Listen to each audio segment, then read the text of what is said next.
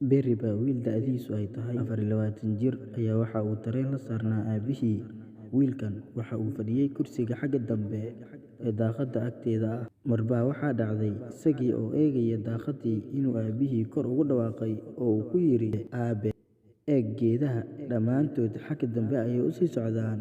Aabihii waa uu u dhaleeceeyay wiilkiisa, balse lamaane da'yar ah oo fadhiyay meel aan ka fogeyn halkii ay fadhiyeen wiilkii iyo aabihii ayaa waxay soo eegeen wiilkan oo u dhaqmaya sida carruurta oo kale. Intii ay eegeen ayuu haddana mar labaad si kedis ah wiilkii ugu dhawaaqay aabihii oo yidhi, "Aabbo, fiiri daruuraha cirka, annaga ayay nala socdaan."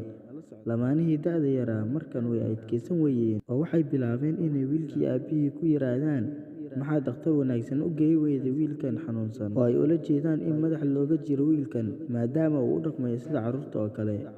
Wiilkii aabihii waa uu u dhaleeceeyay lamaanihii da'da yaraa, waxa uuna ku yidhi, "Waan u geeyay dhakhtar wanaagsan, weliba waxaan hadda ka nimid isbitaalka. Wiilkaygana waxa uu ku dhashay indho la'aan."